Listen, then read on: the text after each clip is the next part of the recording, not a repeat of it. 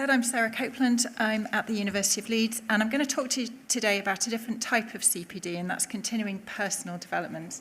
Now, I've attempted to make it a little bit interactive. We'll see how that goes in the picture. So do get your phones out, because I've got a couple of QR codes.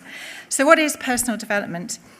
Borrowing from Maslow's hierarchy of needs, and assuming that psychological and safety needs have been met, we're moving into a space where we're exploring social belonging, forms of esteem, and eventually aiming towards the concept of self-actualization, where we can begin to understand our place in the world.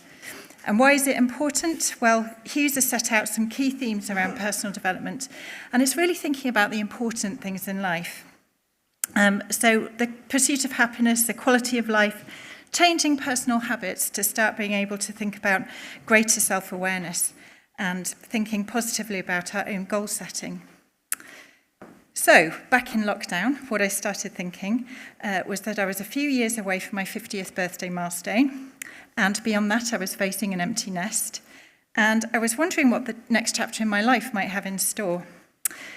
I started thinking that I really needed to get a handle on my work-life balance, because I do have a terrible tendency to prioritise projects and work long hours because I get very captivated by interesting things.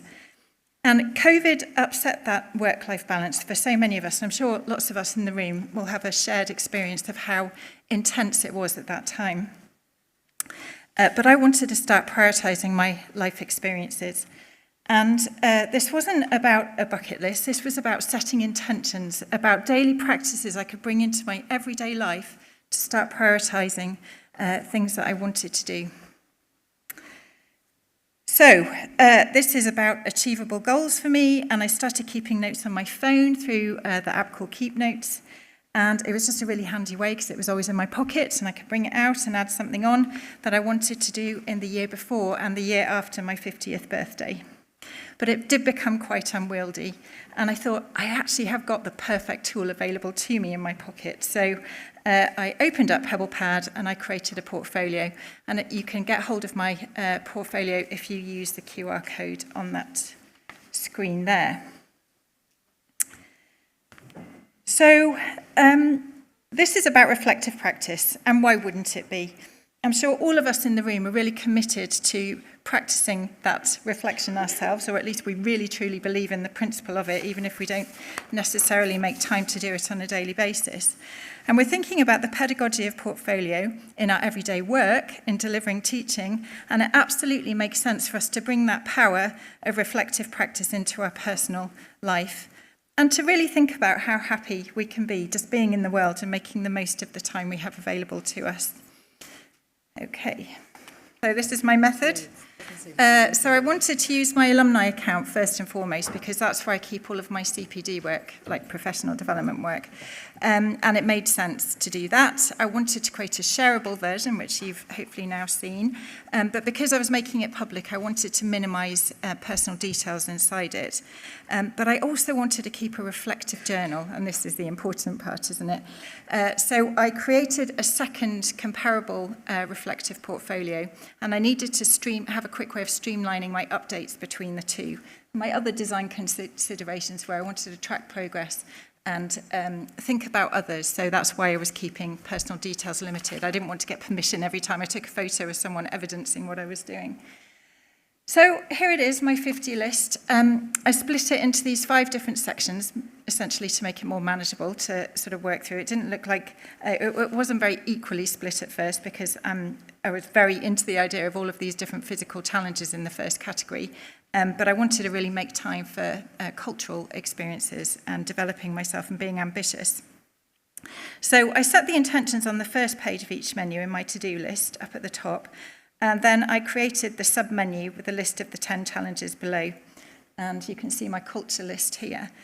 And most of the menu item pages are empty because it was taking far too long to sort of write something there and do something here. But this was a really super quick way to be able to keep my list dynamic and up to date. And as you could see, I had the icons in to help me keep track of that. So the progress tracker I put on the home page just so I could motivate myself to keep going, and importantly, make sure that I had time in my diary to commit to finishing the things that I'd set out that I wanted to do.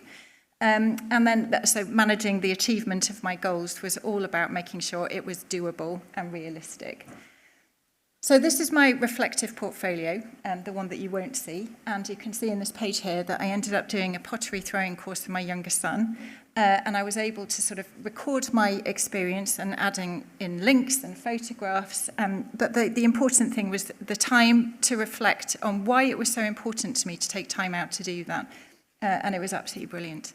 Now, bringing it back to PebblePad, I don't know, you're probably all familiar with this diagram. It's one of my favourite images, which is the anatomy of the PebblePad.